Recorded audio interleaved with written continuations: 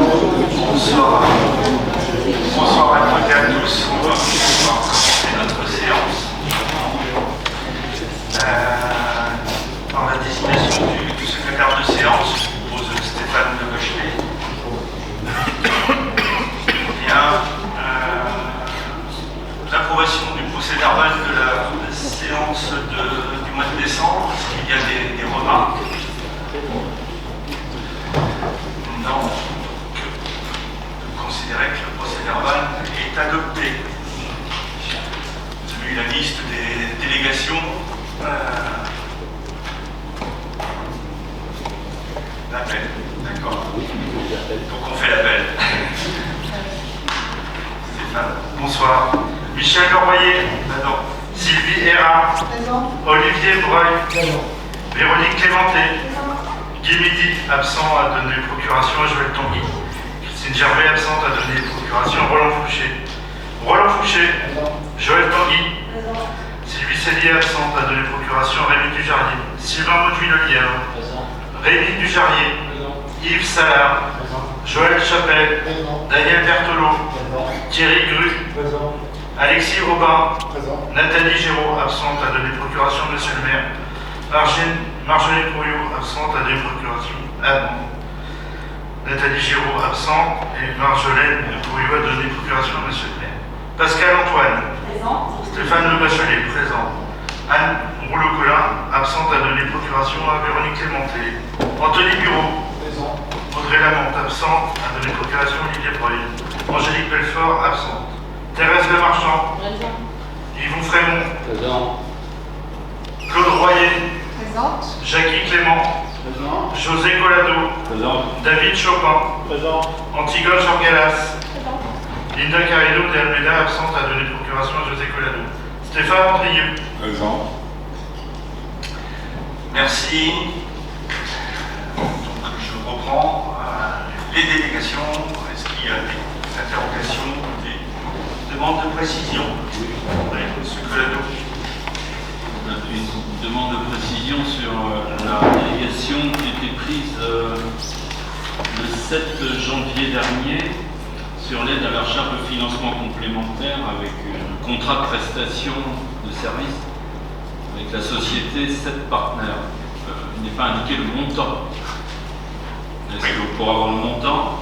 Et deuxième chose, s'interroge sur les montants d'opération avenue Coty.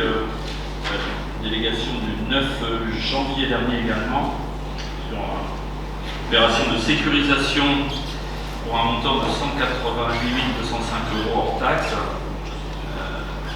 Sauf erreur de ma part, est-ce que ça avait été abordé en commission, cette question-là?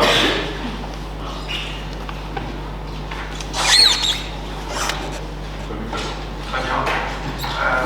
Donc, par rapport au contrat de prestation de service, il n'y a pas de montant, puisque la société partenaire a pour mission de venir rechercher des financements complémentaires sur les opérations que nous menons et qui ont fait déjà une étude par nos services de recherche de financement. Eux, ils viennent en complément pour trouver des financements complémentaires et ils se rémunèrent à hauteur de 30% du montant de la subvention qu'ils perçoivent.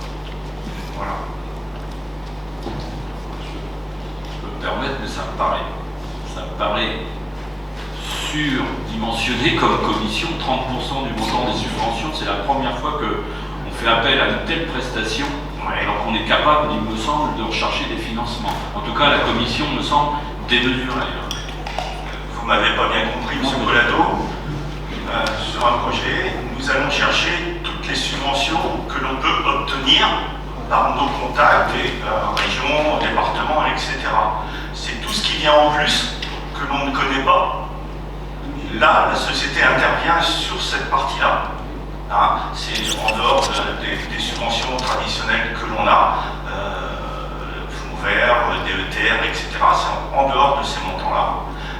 Des subventions qui pourraient être obtenues par d'autres établissements. Voilà, et donc la rémunération est basée sur ce montant-là. D'accord, j'ai bien compris, mais encore une on n'est pas capable, nous, d'aller chercher des financements, puisque on les connaît, des financements. Quelle est la... Enfin, je sais pas. C'est justement, c'est sur les financements que l'on ne connaît pas. C'est uniquement là-dessus qu'ils vont travailler. Puisque dans la recherche de financement, il faut une liste des partenaires, et c'est nous qui choisissons les subventions que la société est capable d'aller chercher. Il n'y a aucun engagement financier aujourd'hui. À part les fondations, à quel point on peut les frapper? Comment? À part les fondations en dehors des circuits habituels. En dehors des circuits habituels, à part les fondations, à quel point est-ce qu'ils peuvent aller frapper? Eh bien justement, c'est le travail de la société que nous on ne connaît pas. Nous on ne connaît pas ces sociétés-là. On pourrait les trouver, je pense. Comment? On pourrait les trouver. S'ils sont capables de trouver, pourquoi on ne serait pas capable de les trouver? Oui. Ça paraît bizarre, cette affaire. Non, c'est pas bizarre. Ils interviennent pour d'autres collectivités que la Ferté-Massé. Et voilà, c'est des recherches de subventions et partenaires que l'on ne connaît pas. Voilà. Où se cache-t-il? Comment? Je plaisante. Où se cache-t-il? Si on savait tout. Concernant l'aménagement et la sécurisation de l'avenue Coty, c'est pas passé en commission. C'est un projet qui a été élaboré par l'agence départementale d'ingénierie, et on a indiqué cette décision nécessaire pour aller rechercher des subventions sur l'aménagement de sécurité de l'avenue Coty. C'est un projet qui devra avancer. Voilà. Je voulais préciser, ça n'est pas passé en commission, mais ça passe à la prochaine commission dans le cadre de vie au mois de mars. Voilà. La décision a été prise puisqu'il fallait déposer le CDETR. D'autres questions? Bien, nous allons commencer l'ordre du jour. Question numéro 1. Musée du jouet, convention de mise à disposition de jeux avec les associations, les amis des jeux, musique et contes traditionnels et Adom 61, Joël Tanguy. Cette convention nous a permis de rendre la visite du musée plus attrayante.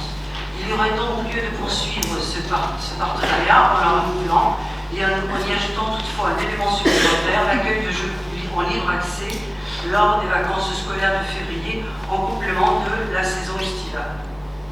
Il est donc proposé au Conseil municipal d'accepter de conclure avec les associations des Amis des Jeux et la DOM 61 une convention et d'autoriser M. le maire et son représentant à signer à la sélection. Merci. Délibération que l'on prend chaque année. Y a-t-il des questions? Non. Je vais mettre au vote. Et vote contre. Des abstentions. Adopté. Je vous remercie.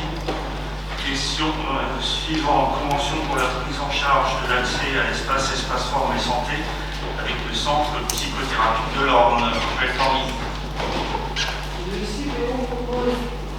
Le CPO propose à certains de ses patients d'effectuer des séances de sport au sein de la structure espace forme et santé, encadrée par le personnel de la salle. Un des bénéfices de la pratique d'une activité physique adaptée est la création du lien social. Cet accompagnement facilite également l'engagement de chaque personne dans la pratique sportive, qu'elle soit entre pairs ou partagée, mais aussi de garantir la qualité d'encadrement de la pratique et la sécurité. Il y aurait lieu de conclure avec le CPO une nouvelle convention permettant de reconduire cette opération pour 4 patients pris en charge au sein du CATTP et de 2 accompagnés. Les séances seront payées en 2 fois par mandat administratif et toute la convention est bien expliquée à l'arrière. Il est donc proposé au conseil municipal d'accepter de conclure avec le CPO cette convention relative à la prise en charge de l'accès à la salle de remise en forme pour les patients et d'autoriser M. le maire à la signer. Merci. Merci. Délibération habituelle. Des demandes de parole. Non, je vais mettre au vote. Et vote contre, abstention adopté, je vous remercie. Question suivante, section triathlon du collège Jacques Brel, convention tripartite avec le club de triathlon Ferté-Massé. Joël Tanguy. Considérant que les termes de l'actuelle convention doivent être actualisés, il y aurait lieu d'en conclure une nouvelle permettant de poursuivre cette activité sportive au sein de l'établissement scolaire et précisant les conditions et modalités de partenariat entre les trois partenaires signataires. Le collège Jacques Brel assurera le règlement financier des heures libérées par la commune pour la réalisation de l'activité par un agent communal diplômé ETAPS à raison de 28,25 € de l'heure. La présente convention sera conclue pour l'année scolaire en cours et renouvelée chaque année par tacite reconduction de même durée. Il est proposé au conseil municipal d'accepter de conclure avec le collège et le club de triathlon cette convention tripartite et d'autoriser monsieur le maire à la signer. Merci. Des questions sur cette convention actuelle? Non, je vais mettre au vote. Des votes contre, abstention, adopté. Merci. Question suivante. Nouvelle convention de partenariat avec la section sportive agglomération football. Joël Tanguy. L'Assemblée délibérante a décidé de conclure avec le collège Jacques Brel, la Ligue de football de Normandie et le district de foot de l'Orne une convention de partenariat fixant les principes conventionnels liant les différents partenaires pour la mise en œuvre et le fonctionnement de la section sportive football proposée par le collège Jacques Brel. Il y aurait donc lieu de conclure une nouvelle convention de partenariat pour l'année scolaire en cours et qui est renouvelée chaque année par tacite reconduction de même durée, sauf dénonciation par l'une des parties. Il s'agit donc d'accepter de conclure avec le collège et la Ligue de foot, le district de l'Orne, la convention de partenariat pour la section sportive du collège et d'autoriser monsieur le maire en effectuer toutes les démarches. Merci. Des questions sur cette convention? Et je ne vous l'envoie pas, je vais mettre au vote les votes contre, des abstentions. Adopté, je vous remercie. Contrat de mise à disposition d'une remorque scène de validation du document type pour l'enfoucher. Contrat de mise à disposition d'une remorque scène de validation du document type. Monsieur le maire informe les membres du conseil municipal que la ville de la Ferté-Massé met à disposition des associations ou collectivités locales qui en font la demande l'attribution de remorque de Team 7 mobile de 43 mètres carrés pour la réalisation de leur manifestation dans un rayon de 25 km. Afin de fixer les conditions et la modulation d'utilisation de ce véhicule, il y aura lieu de valider un contrat qui sera conclu par toute réservation de la scène mobile des usagers extérieurs. Monsieur le maire, pour chaque utilisation, une redevance forfaitaire pour le coût du déplacement et amortissement du matériel compris 700 € pour 2 jours, 1 000 € pour 3 jours, ainsi qu'une caution de 2 000 € seront demandées, étant précisé que le personnel communal nécessaire aux opérations de transport mises en place et manutention d'équipe et des accessoires s'y attachant est composé de 2 agents techniques, voire annexes. Il est proposé au conseil municipal de valider le contrat, de charger monsieur le maire ou son représentant d'effectuer toutes les démarches. Merci. Manque de précision. On ne voit pas des votes contre, des abstentions. Adopté. Merci.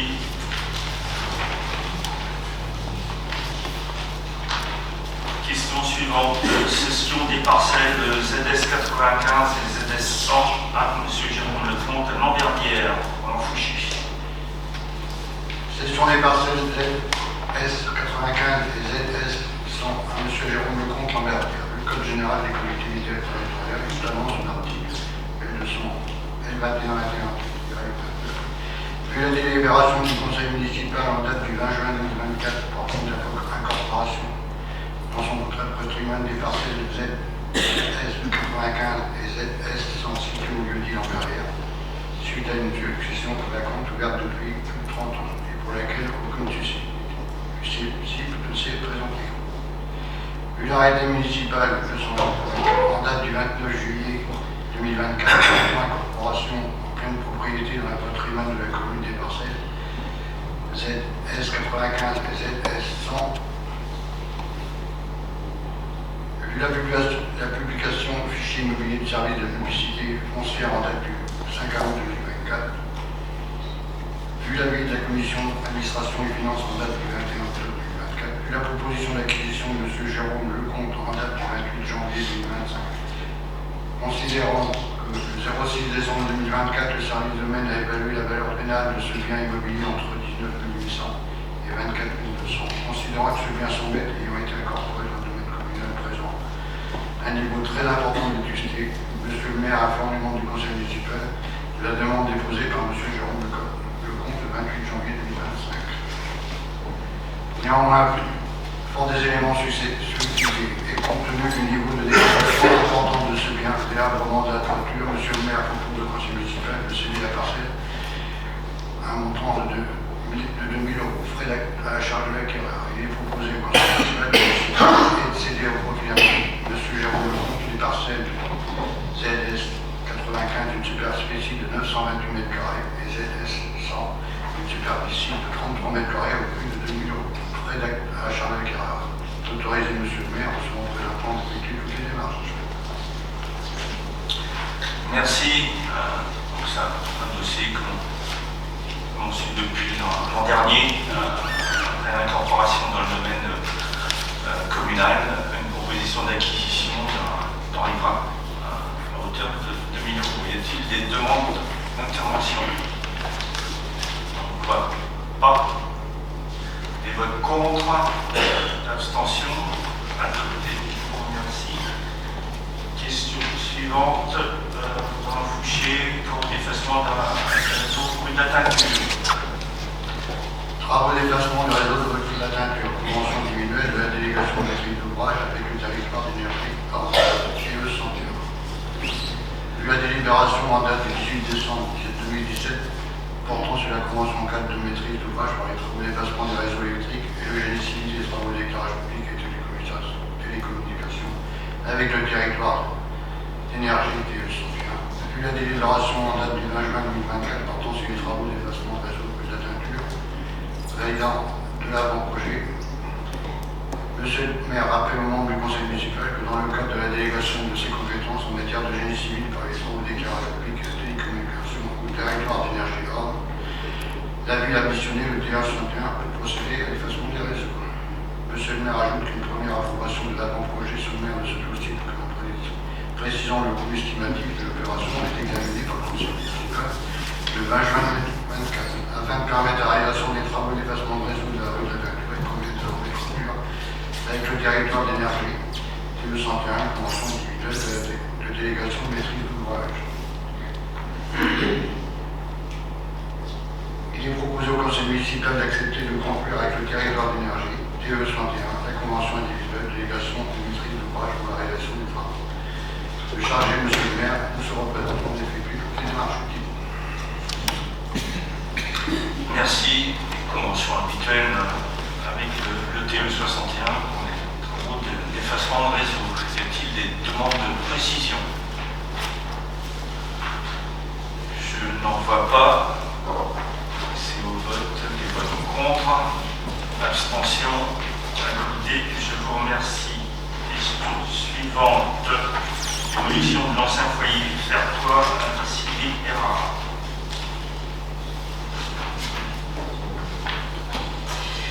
Bien, donc le 4 avril 2024, nous avons décidé de conclure avec le PFN, dans le cadre de la politique de résorption des friches, une convention d'intervention pour la réalisation des études techniques préalables nécessaires à la démolition de la friche de l'ancien pays Fertois, située rue Deauville et attenant à la maison Marcel Pierre.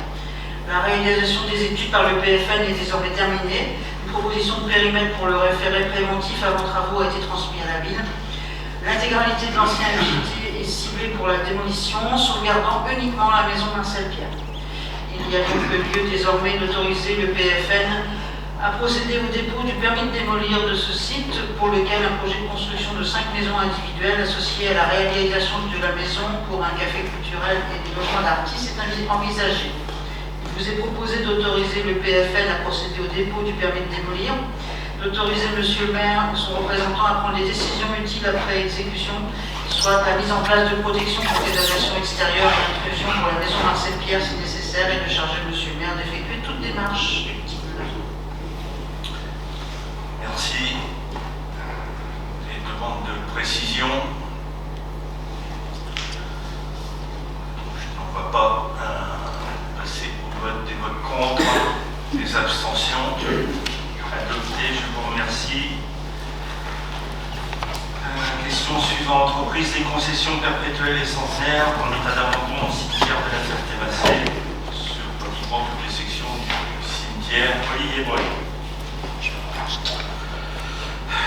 Vu les procès-verbaux du 27 octobre 21 et celui du 10 décembre 24, Monsieur le maire informe les membres du conseil municipal que conformément à l'article du Code général des collectivités, une procédure de reprise des concessions perpétuelles et centenaires en état d'abandon du cimetière de la Ferté-Massé rue d'Alençon, dont les séries les suivent, a été ouverte le 27 octobre 2021.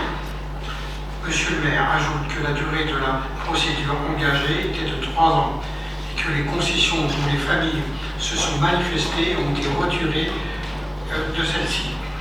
Le conseil municipal est donc appelé à se prononcer sur la reprise des 106 concessions pour lesquelles personne ne s'est manifesté et listées ci-dessous.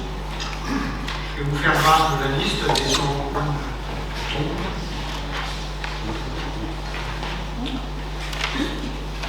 Il est donc proposé au conseil municipal de se prononcer sur ce dossier, de décider la reprise au nom de la commune des concessions listées ci-dessus et de les remettre en service pour de nouvelles inhumations. Merci. Procédure habituelle qui prend un certain temps, qui va permettre de trouver un peu de place dans le cimetière. Y a-t-il des interventions, Monsieur Andrieux? J'aimerais savoir si certaines des tombes qui ont un réel intérêt architectural vont faire l'objet d'une proposition de mise en vente, tel un bien immobilier, ou quel est leur avenir à ces tombes? Alors, l'ensemble des tombes référencées ici, comment je veux dire, font suite à un recensement global. Et au passage puisque M. Héroux est ici et concerné, voilà, l'association du patrimoine a visité toutes les tombes qui étaient référencées pour être relevées et a retenu certaines tombes qui présentent un intérêt patrimonial pour la commune. Donc elles ont été retirées de la liste pour pouvoir soit les rénover, soit les déplacer. Est-ce qu'elle pourrait être mise à la disposition de futurs habitants? Est-ce que les gens de la Ferté-Massé pourraient racheter, je ne sais pas si ça s'achète ou pas, une tombe ancienne? Un monument, oui. Oui. Oui. C'est possible, ça. Oui, c'est possible, oui. Puisque le monument appartient à la commune. Oui, c'est ça. La procédure transfère la propriété à la municipalité. Voilà, tout à fait. Il y a eu déjà des cas de gens qui ont racheté des monuments pour leur famille. Donc ils n'ont pas eu à en acheter tout, bien évidemment. Ils n'ont pas eu à déplacer. Et ça existe déjà. C'est récemment. D'autres questions? Non, je vais mettre au vote. Des votes contre, des abstentions. Adopté, je vous remercie. Question suivante. Convention de disponibilité des sapeurs-pompiers volontaires avec le SDIS de l'Orne. Monsieur le maire rappelle aux membres du conseil municipal que par délibération en date du 18 avril 2018, l'Assemblée délibérante de l'époque décidait de conclure avec le 10 de l'Orne une convention de disponibilité des sapeurs-pompiers volontaires. En effet, la ville emploie dans ses effectifs des agents ayant la qualité de sapeur-pompier volontaire susceptibles d'être appelés sur le temps de travail pour des missions de formation, d'opération, pour intervenir à la demande expresse du 10, sous réserve que cette absence n'entrave pas le bon fonctionnement du service pour des secours d'urgence aux personnes, aux victimes d'accidents, des sinistres ou des catastrophes et leur évacuation, ainsi que pour la protection des personnes et des biens et de l'environnement, hors plan Orsec. Le plan Orsec, c'est une structure spécifique. À cet effet, les sapeurs-pompiers volontaires peuvent, durant leur temps de travail, bénéficier d'une autorisation d'absence dans les conditions déterminées par l'article L. 723-12 du Code de la sécurité intérieure.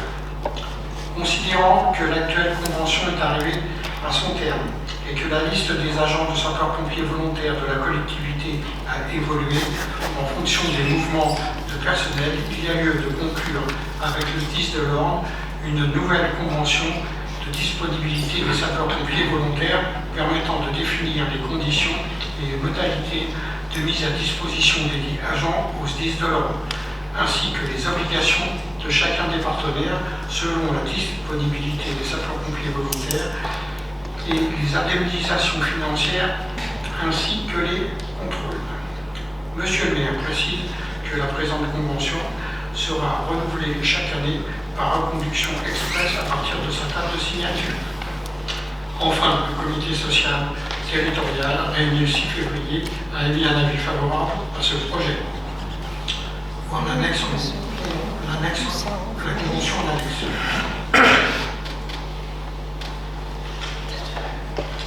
Merci. La convention en annexe, Olivier. Des questions?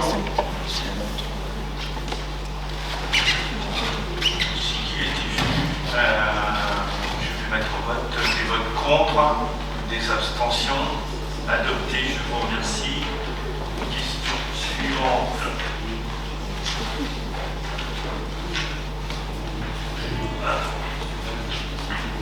État récapitulatif des indemnités des élus.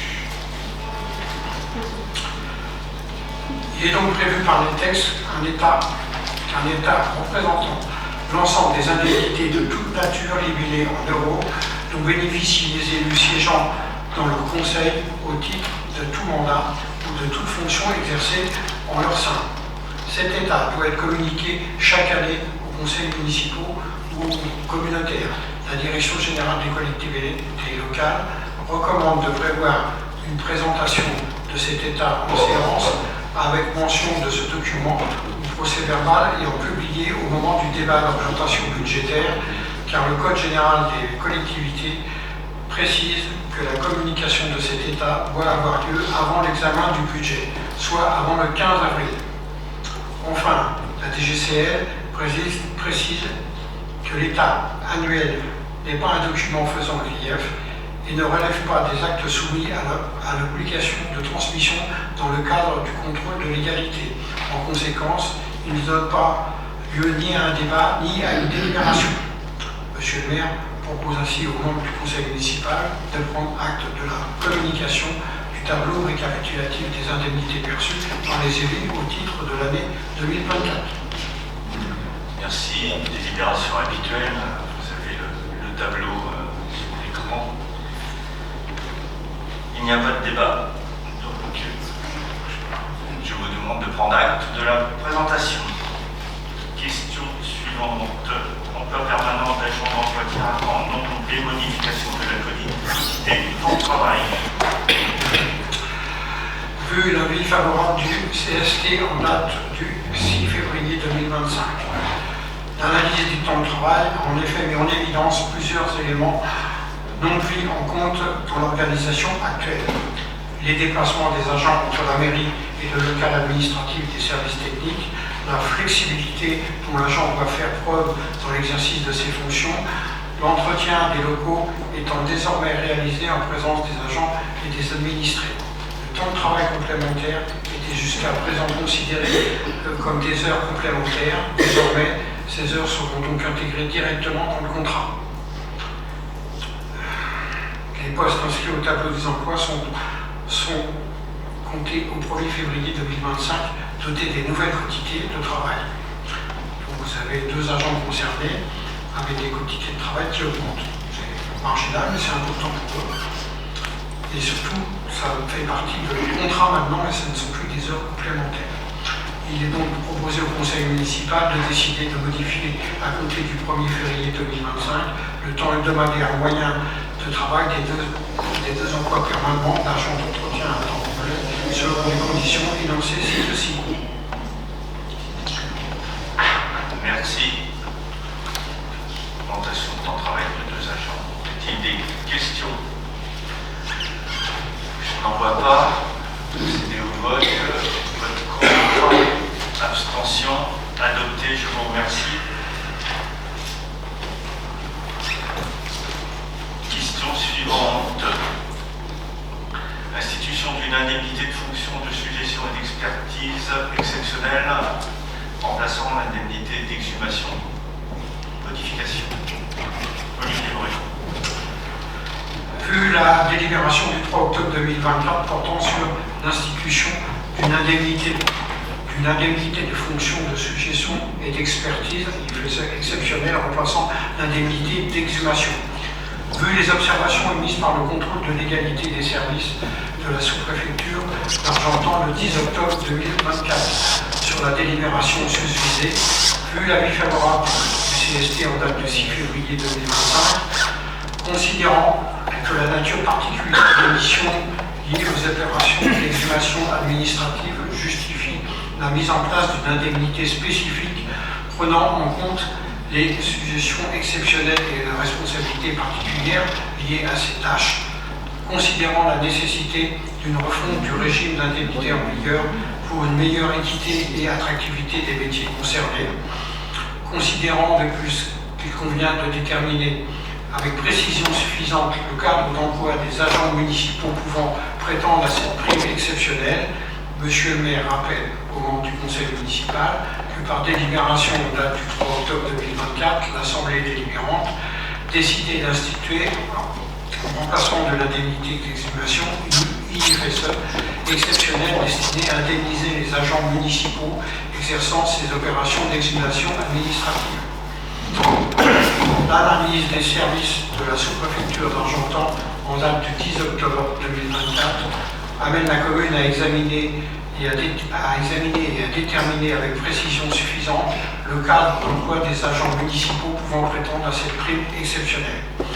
En effet, il appartient à l'organe délibérant de définir le cadre général de l'instauration de ces indemnités, de ce régime indemnitaire dans les conditions et les limites fixées par les textes législatifs réglementaires en vigueur. Monsieur le maire propose donc ainsi à l'Assemblée délibérante de déterminer les critères d'attribution de cette prime exceptionnelle. Ainsi, pourront bénéficier de cette indemnité de fonction de suggestion et d'expertise exceptionnelle les agents de la filière technique référencés au grade d'adjoint technique. Monsieur le maire précise que la présente délibération abroge la délibération du 3 octobre 2024 prise sur le même objet. Il est donc proposé d'abroger la délibération du 3 octobre 2024 prise sur ce sujet. D'instituer en remplacement de l'indemnité d'exhumation une IFSE exceptionnelle destinée à indemniser les agents municipaux en charge des opérations d'exhumation administrative et référencés au grade d'adjoint technique. De fixer le montant de cette IFSE exceptionnelle sur un montant de base suivant, 124,60 € brut, sachant que la modalité de calcul de l'IFSE est encadrée par l'arrêté ministériel du 17 février 2077, à savoir 1,78 € par exhumation, multiplié par 70 exhumations. Il est précisé que cette IFSE exceptionnelle est cumulable avec d'autres éléments du régime indemnitaire applicables aux agents sous réserve des plafonds légaux. Merci.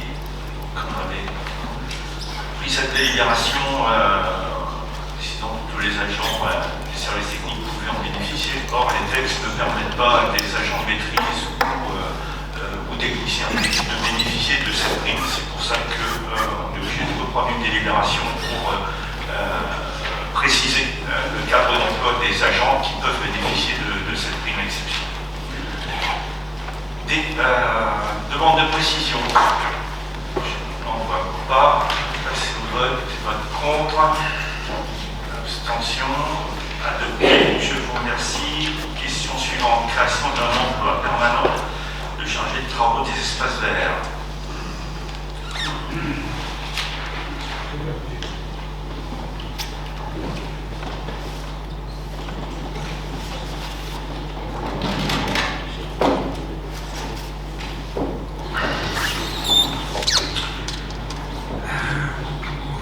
Vu le budget de la collectivité, vu le tableau des effectifs existants, considérons qu'il convient de créer un emploi permanent pour satisfaire aux besoins de la continuité de service dans le cadre d'un départ en retraite et afin d'assurer la transmission des compétences par un chevauchement temporaire des effectifs et que celui-ci peut être assuré que par un agent du cadre des emplois des adjoints techniques.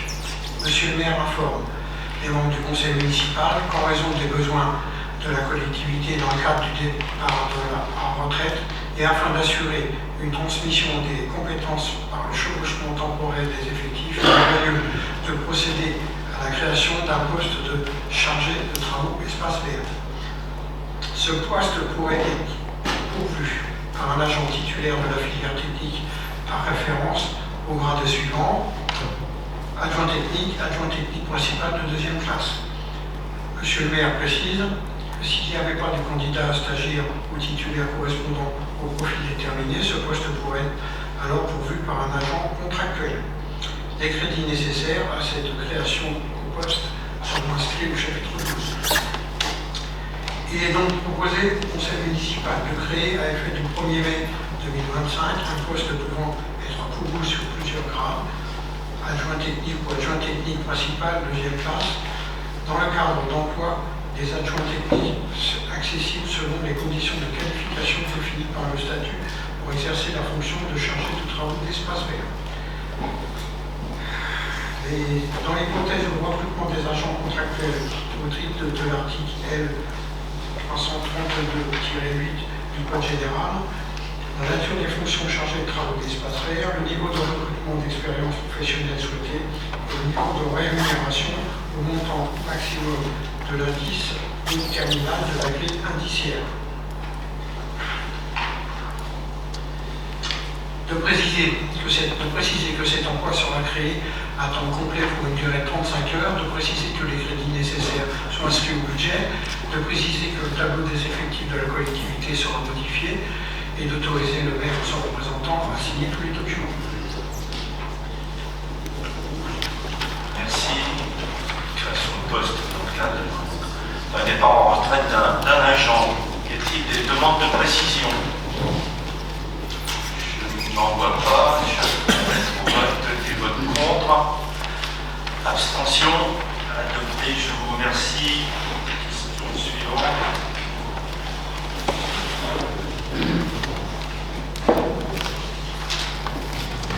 Donc c'est le débat d'orientation budgétaire. Présentation de parole d'Olivier Breuil.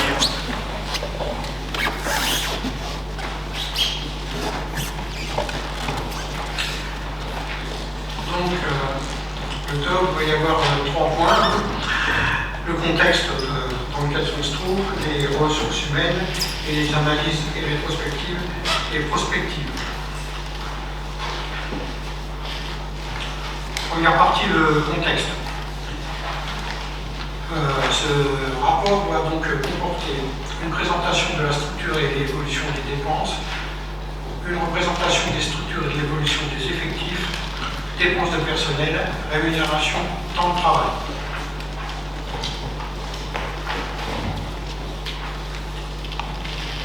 Le contexte national, vous avez un certain nombre de schémas qui concernent en fin de compte le budget de la nation. Donc, on a une visibilité à court terme qui est relativement réduite compte tenu du contexte politique actuel.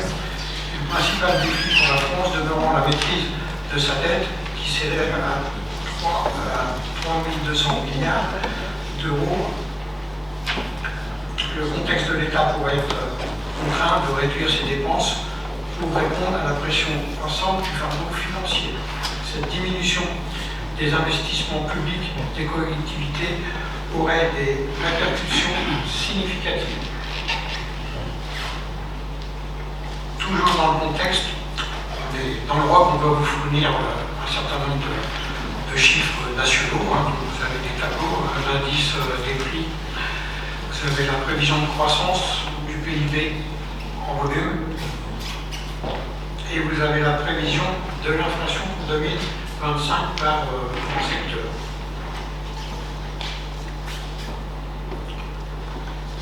Le contexte n'est plus tout à fait le même, puisque quand on a fait ce document-là, depuis il y a eu des modifications. La principale modification, c'est qu'il existe maintenant un gouvernement et que la loi de finances a été votée. Alors que là, on disait qu'on était dans l'incertitude, mais maintenant, on a la certitude d'avoir une loi de finances. En ce qui concerne maintenant le contexte de la ville de La Ferté-Macé, on passe au local. On va avoir probablement dans les recettes d'investissement, pour l'instant on n'a pas de versement de la DETR et des fonds verts, tant qu'il n'y a pas de loi de finances. Alors là elle est votée, on ne la connaît pas bien parce qu'on ne l'a pas étudiée depuis qu'elle est votée, parce que c'est relativement récent. Donc pour nous, on va être prudent au niveau du conseil. On va prendre les chiffres qui ont été publiés sur l'année précédente, en 2024, et on va partir sur ces chiffres-là, puisqu'on n'en a pas d'autres pour l'instant. Autre modification importante, c'est le taux de cotisation de la NRCN et ARACN, c'est ce qui concerne les retraites de nos agents.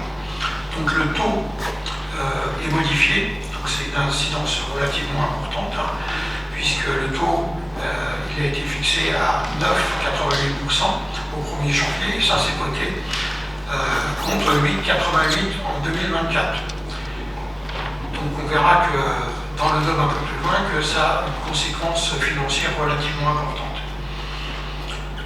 Puisque pour la ville de La Ferté-Macé, puisque le calcul a été fait, il s'agit d'une hausse incompressible de la dépense d'un personnel de 188 000 € environ, ce qui est très très important.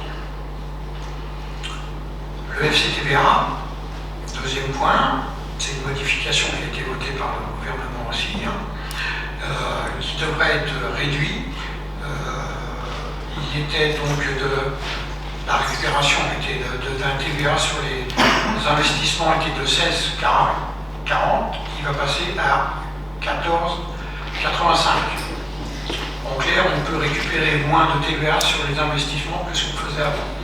De plus, sur les fonctionnements, on ne peut plus récupérer la TVA. Pour l'instant, cet article-là a été supprimé pour le Sénat. Donc ça, c'est des informations qu'on a il y a 10 jours, 15 jours. C'est pas parce que ça a été supprimé par le Sénat que ça ne sera pas repris par la loi de finances.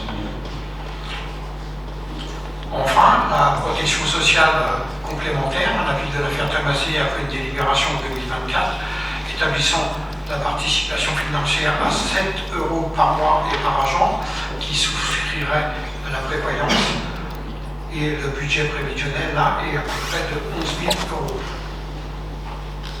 Donc ça, c'est des modifications dans le budget qui sont prévisibles. Juste un complément, puisque le document n'est pas d'actualité. La loi de finances, certes, a été votée par le gouvernement, mais il faut qu'elle continue son chemin avant d'être publiée au journal officiel. Donc, cette loi de finances a été en grande partie validée par le Conseil constitutionnel aujourd'hui, à quelques dizaines de points de forme. Voilà. On devra avoir une publication dans les prochains jours de la loi de finances. Conséquence de quoi? Ce qui nous concerne, c'est la perception de la dotation globale de fonctionnement. connaissance de son montant et il est annoncé que nous n'aurions pas connaissance de ce montant avant le 15 avril, qui est la date butoir habituellement. Et donc on a voilà, deux possibilités. Soit on conserve l'objectif de mise en place du budget avant le 15 avril comme habituellement et sur une estimation de la DGF qui serait corrigée par une décision modificative après. Je serais plutôt tenté de dire c'est cette solution-là qu'il faudrait adopter parce que nous aussi, fonctionner sans budget, ça peut poser problème. Mais la possibilité nous est donnée de retarder le vote du budget jusqu'à avoir connaissance du montant réel de DGF. Voilà, donc on a une discussion à avoir là-dessus. Surtout que si on nous annonçait un montant de DGF identique à 2024 pour 2025, les choses seraient faciles. Mais au niveau national, il y a une augmentation de 290 millions d'euros de la dotation globale de fonctionnement. C'est pour ça qu'il faut que l'on attende d'avoir le chiffre réel qui sera normalement plus important que celui de l'an passé. Le point sur le FCTVA, le Sénat l'a supprimé. La modification, pour moi, ne devrait pas réapparaître dans la loi de finances. Voilà, on aurait eu des informations dans ce sens. Donc, je pense que ça, c'est de l'acquis sur le maintien du taux progressif. Voilà ce que je voulais apporter, juste compléter l'augmentation des bases de valeur locative de taxe foncière est fixée à 1,7% pour 2025. Voilà, et je te laisse continuer. Il y a des demandes de précision sur ces points-là? Non. Toujours dans le contexte, les grandes orientations budgétaires de la ville de la Ferté-Macé pour 2025. À l'occasion du débat d'orientation budgétaire, nous nous réunissons pour tracer l'ensemble des grandes orientations de notre ville, de la Ferté-Macé, pour l'année à venir. Ces orientations sont le fruit du travail de réflexion approfondie et d'une concertation étroite guidée par un seul objectif, répondre aux attentes de nos concitoyens, tout en bâtissant un avenir durable et ambitieux pour notre commune.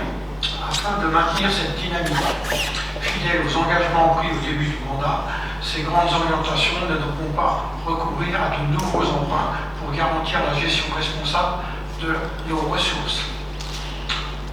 Poursuivre et achever les engagements 2024. Tout d'abord, nous devons finaliser et clôturer les projets initiés en 2024, les travaux engagés l'année dernière, qu'il s'agisse de la rénovation du marché couvert, de la réhabilitation du parking de la nouvelle gendarmerie, de la rénovation de la piste d'athlétisme, des rénovations de voiries, traduisent notre volonté de construire un cadre de vie à la fois agréable et fonctionnel. En 2025, nous verrons amener ces initiatives à leur terme, dans le respect des délais et des budgets établis. Autre point, débuter les travaux de la maison de Beauvau. C'est déjà fait. Un second axe de notre action concerne la maison de Beauvau. Ce chantier sera l'occasion de valoriser notre patrimoine tout en répondant à des enjeux contemporains. Nous verrons à ce que cet espace devienne un lieu vivant, attractif, emblématique pour nos habitants, véritable moteur de l'activité culturelle et sociale locale. Ensuite, moderniser l'école Jacques Prévert. Par ailleurs, nous porterons une attention toute particulière à l'éducation, véritable pilier de notre avenir. Les travaux de rénovation énergétique et d'amélioration de l'école maternelle Jacques Prévert seront une priorité. Nous avons l'ambition d'offrir à nos enfants et aux équipes pédagogiques un environnement moderne, sûr et propice à l'apprentissage à la hauteur des exigences de leurs besoins.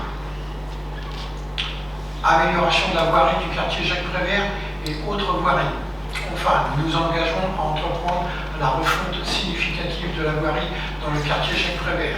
Ces travaux répondront à une double exigence, améliorer la sécurité et la fluidité des déplacements tout en intégrant les aménagements respectueux de l'environnement. une voirie de qualité est essentielle pour renforcer l'attractivité de notre territoire et répondre aux attentes de nos riverains. Vers un avenir durable et partagé, ces orientations traduisent une vision claire et ambitieuse pour la Ferté-Macé. Mais au-delà des projets concrets, elle incarne aussi une philosophie, celle d'un développement harmonieux, respectueux de notre identité, de nos engagements envers les générations futures.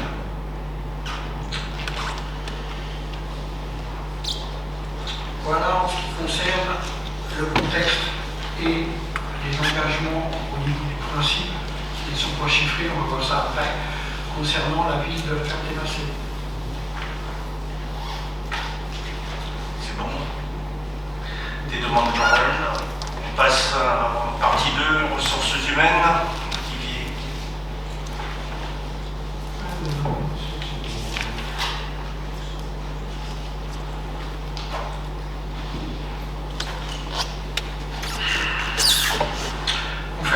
Conformément à l'article du CTST, les données présentées ci-contre dans le ROB apportent une information relative à la structure des effectifs et des dépenses de personnel, incluant notamment les éléments de rémunération tels que les traitements indiciaires, les régimes indemnitaires, les nouvelles bonifications indiciaires et les heures supplémentaires rémunérées et des avantages en nature. Vous avez ces formes de tableau, structure des effectifs en équivalent en nombre et en équivalent OTP. Ce qu'on peut remarquer, c'est qu'au total, il n'y a quasiment pas de changement d'effectifs ni d'équivalent OTP. Il y a quelques modifications de postes, mais c'est ultra marginal. Ensuite, vous avez un tableau sur la répartition par catégorie, agent ABC. Ça évolue relativement peu, on a toujours les mêmes chiffres. Et vous avez, chose importante et significative, la pyramide des âges du personnel de la municipalité. Et qu'est-ce qui saute un petit peu aux yeux tout de suite, c'est qu'on a énormément, enfin pratiquement 40% de nos agents qui ont entre 55 et 60 ans, donc qui s'approchent de la retraite. Donc on va avoir un renouvellement de personnel très important dans les, je dirais, dans les 4 à 6 années suivantes. Sachant que ce tableau, cette pyramide des âges, c'est les âges théoriques. Alors, les âges ne sont pas théoriques, mais le départ en retraite est toujours un peu théorique, c'est-à-dire que tous les agents peuvent choisir de continuer à rester avec nous, puisqu'ils s'y trouvent très très bien, ils peuvent prolonger, parce qu'ils ont 64 ans, qui partent nécessairement à la retraite. On a déjà des cas avec des agents qui prolongent jusqu'à 65, 66, 67 ans. Donc ça donne une bonne indication, mais ce n'est pas un chiffre absolu.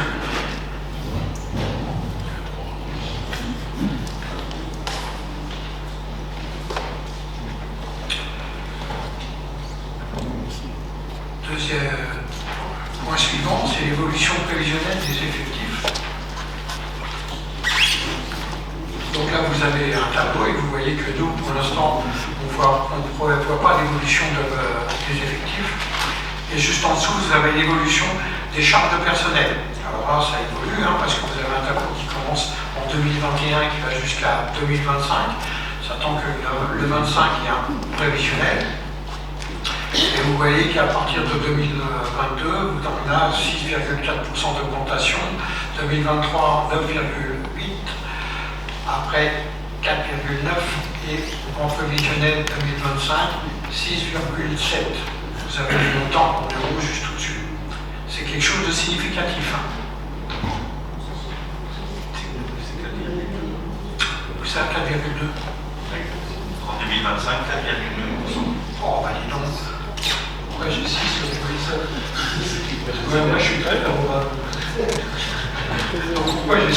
C'est imprimé. Je ne l'ai pas trafiqué. Je n'ai peut-être pas la conversion. Voilà. Ok. Donc la référence, c'est celle-là. Ouais.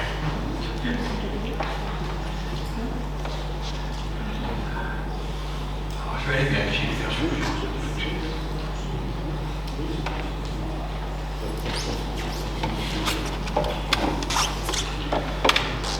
Alors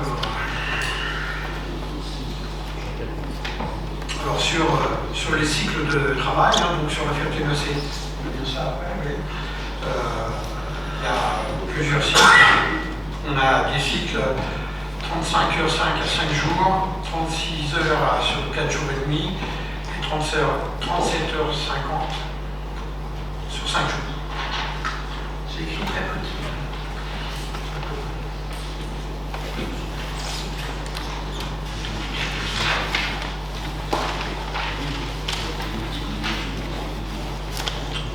Ensuite, la page suivante, c'est toujours les ressources humaines, et on a récapitulé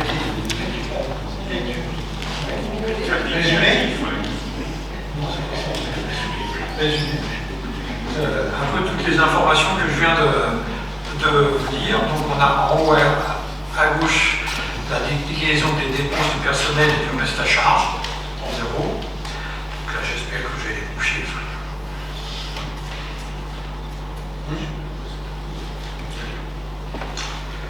Juste en dessous, on a la répartition brute chargée et les variables de la paye. À droite, on a la charge cumulée des avancements par échelon. Donc là, on va plus loin que 2025. Et on s'aperçoit que la charge par échelon augmente fortement. C'est lié au fait que le personnel est un peu plus âgé, donc forcément, il n'a pas plus de chiffres. C'est bon, ça. Et là, on a extrapolé jusqu'à 2028. Et on s'aperçoit qu'entre 2024 et 2025, il y a quand même une augmentation liée à l'échelon qui fait plus de 15 000 euros. Tableau du schéma en dessous, voilà. Sur la gauche, on a la répartition des variables quand le montant est inférieur à 50 000 euros. Donc ça concerne toujours la paye, vous avez bien ça. Le CIA, les frais de déplacement, les heures supplémentaires et les heures complémentaires. Ce qu'on remarque pour 2024, c'est que les heures complémentaires ont fortement augmenté par rapport à 2023, ainsi que les heures supplémentaires. Donc c'est quelque chose qui nous a interpellés, qu'on a en partie rectifié. Ça façonne ces chiffres-là, je ne vais pas dire en fin d'année, mais on est déjà souvent au mois de juillet quand on a ces chiffres-là. Donc on a proposé des modifications, dont l'une, on a voté une tout à l'heure, à savoir qu'on modifie les contrats, pour qu'il n'y ait pas d'heures complémentaires, pour que ça soit intégré dans les contrats des agents. Tableau de droite, la répartition des variables d'un montant supérieur à 50 000 euros. Donc là, ça concerne l'IFSE, les primes annuelles, donc ça évolue tous les ans, et sur la date 2024, la plus forte évolution est liée à la prime PEPA, qu'on ne principe ne retrouvera pas en 2025.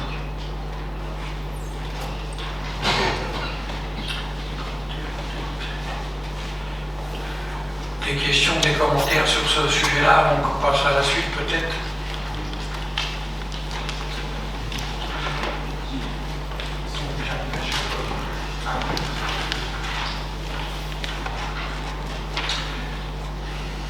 Donc les courbes suivantes et les tableaux concernent l'analyse rétrospective et prospective concernant les emprunts. Donc ça c'est une courbe on connaît bien, qui n'évolue pas vu qu'on n'a pas fait d'emprunt cette année et qu'on ne fera probablement pas l'année prochaine, c'est même certain. On voit que les courbes des emprunts, des échéances diminuent, mais pas de façon significative, puisque pour cette année, j'ai du mal à le voir. C'est 10 000 euros. 10 000 euros d'échéance en moins. C'est dans les années suivantes où ça va fortement décliner. On voit ça bien sur les courbes.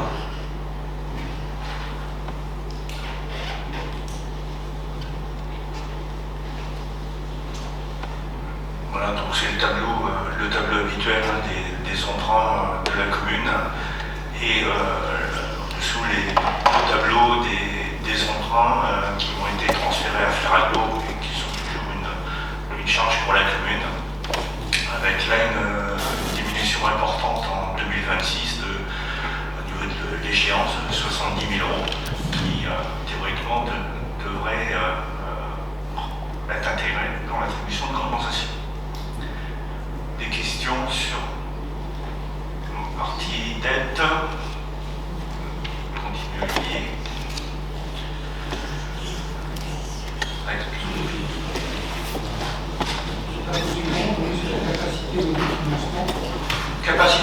d'autofinancement. Alors ça apparaît sous forme de chiffres dans les premières données. Retraitement des dépenses, retraitement des recettes. Je vous laisse lire les chiffres. Et l'épargne brute donc va être calculée sur le 2 moins le 1, c'est-à-dire dans notre cas, ça ferait 512 498 €. Les échéances d'emprunt 4 et l'épargne nette, c'est donc l'épargne brute moins les emprunts, et ça fait 175 283 €. Moins, oui.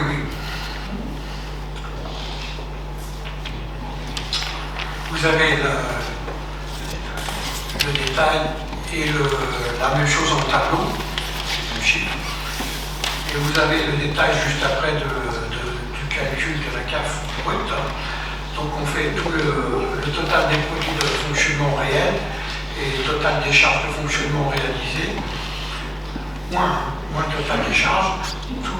Le total des produits réels, c'est les crédits nets des comptes, vous avez les numéros de compte 70 et 79, et les charges débit net des comptes 60 jusqu'à 67, sauf certains.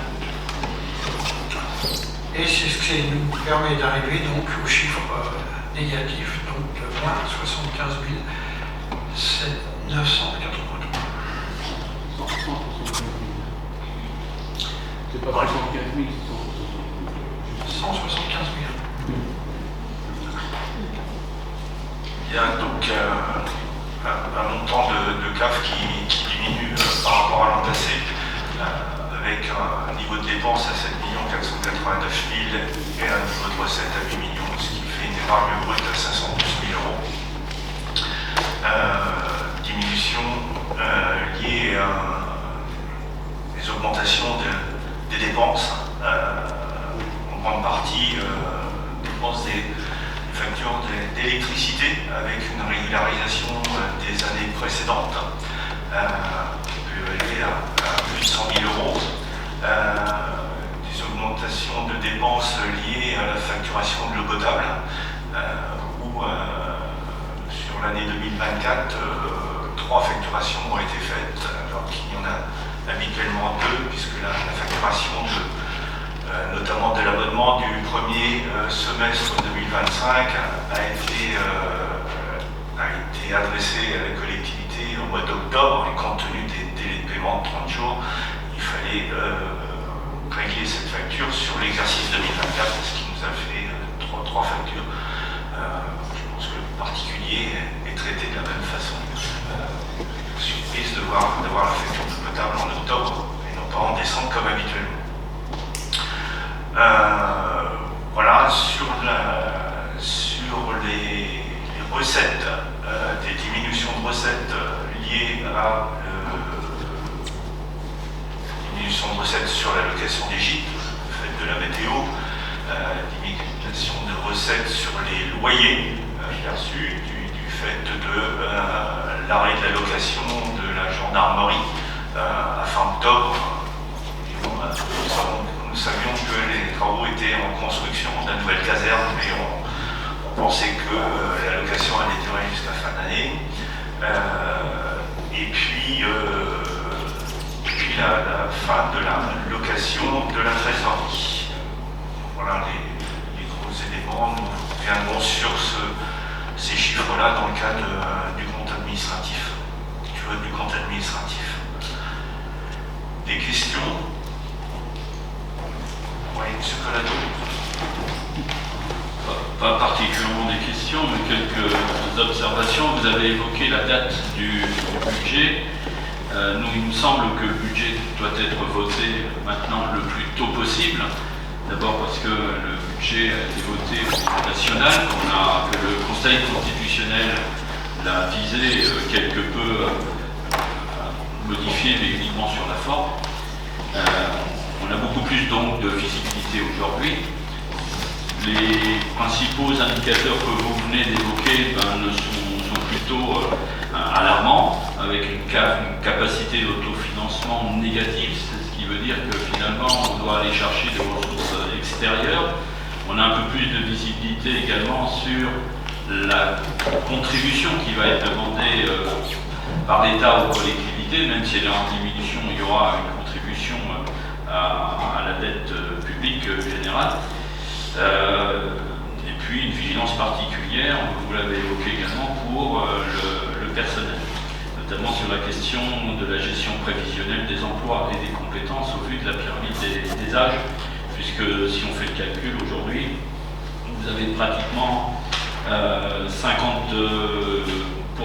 plus de 50% pardon, de nos effectifs qui ont plus de 50 ans. Donc c'est assez, c'est un point de vigilance. Voilà, pour résumer, nous, on avait souhaité être associés à cette réflexion bien en amont du budget à travers l'élaboration du rapport d'orientation budgétaire. Vous aviez accordé un accord de principe, mais malheureusement, on n'a pas vu de date proposée par vos soins, on le regrette. En tout cas, il me semble que le budget doit être voté rapidement maintenant pour qu'on puisse avancer sur les investissements qui sont devant nous et répondre, comme vous l'avez dit, aux enjeux et aux défis qui s'avancent et répondre aux besoins de la population. Voilà, merci. Oui, juste, ça c'est les règles comptables qui font la CAFED négative et surtout liées à des opérations d'ordre, puisqu'il faut, dans le cadre de la cession de l'ex-trésorerie, réintégrer la valeur à l'inventaire de la trésorerie, et donc qui vient pénaliser le compte de dépenses de fonctionnement. Voilà, sur le budget, oui, on a évoqué les opérations qui sont commencées. Il faut que l'on continue sur l'exercice de 2025. Les augmentations prévues, CNRACL, les questions d'assurance nous posent vraiment problème et en recherche de solutions pour minimiser les augmentations des dépenses. Voilà, on aura l'occasion de le réévoquer dans le cadre du budget. Merci. On continue. Donc le point suivant, c'est les projets d'investissement. C'est sous forme de tableau avec des titres correspondant aux chiffres. Donc dans les grandes opérations qui nous restent à faire, c'est l'opération de l'église, l'exposition, le groupe scolaire Jacques Prévert, marché couvert, on a déjà abordé ça, maison Roubaud, le parking de la nouvelle gendarmerie, la piste d'athlétisme, les engagements du quartier Jacques Prévert, plus les travaux de voirie haute et l'informatique. Donc déjà sur l'année 2024, on a des restes à réaliser qui sont relativement importants et on a aussi des restes de recettes qui sont arrivés. Le tout s'équilibre puisque si on regarde le total, dans un cas on a 1 711 000 et dans l'autre cas 1 955 000. Pour 2024. Pour 2025 en prévision,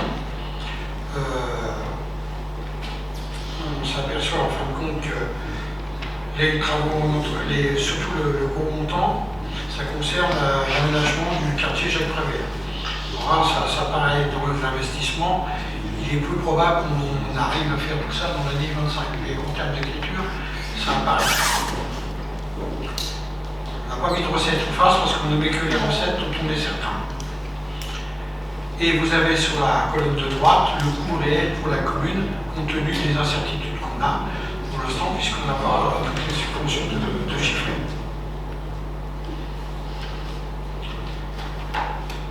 Donc en investissement pour 2025, on aura en dépenses 3 765 000.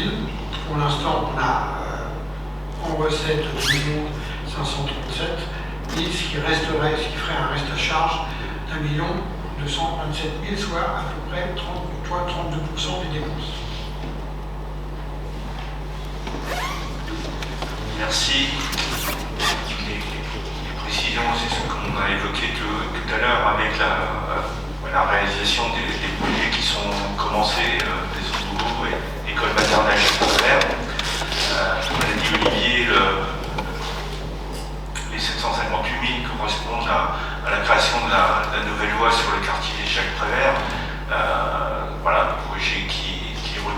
recul et la démolition de la tour nécessaire à la création de cette voie qui devait être démolie pour fin juin.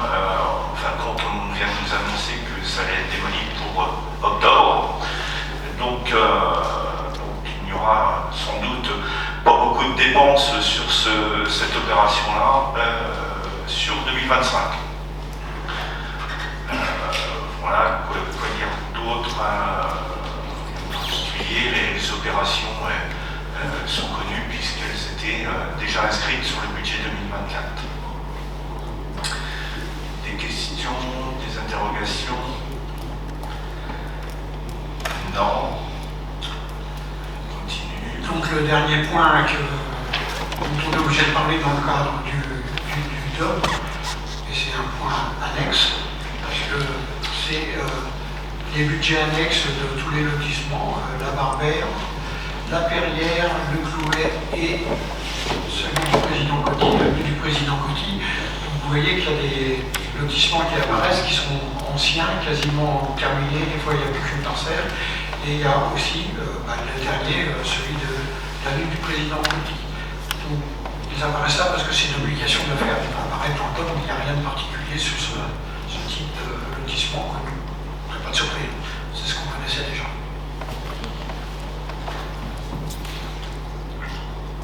Bien, une précision, le lotissement de la Barbère, il reste une parcelle à vendre. Il va falloir s'interroger sur le début des travaux de la voirie définitive. Est-ce qu'elle va être programmée sur 2025? Est-ce qu'elle est programmée sur 2026? Voilà, c'est une interrogation. Concernant le lotissement de la Perrière, on aimerait bien commencer à vendre quelques parcelles sur le lotissement d'avenue Coty avant de commencer l'aménagement du lotissement de la Perrière. Il n'y a rien de particulier. Et sur le lotissement de l'avenue Président Coty, toute la viabilisation a été faite. Vous avez vu dans la presse que le projet à Lévis était arrêté au niveau national avec 150 projets arrêtés. Et en ce qui concerne le projet de la Serre-Terrassée, semblerait arrêté aussi. On ne connaît pas encore les conditions et les demandes d'AGVI sur la parcelle dont ils sont propriétaires, sur les travaux qui sont réalisés et comment ils vont restituer ou évacuer les matériaux qui sont sur place, etc. Donc une rencontre doit être organisée prochainement. Voilà. On aura l'occasion d'en reparler.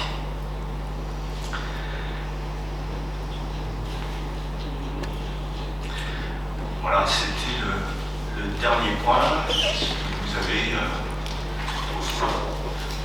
demande de précision.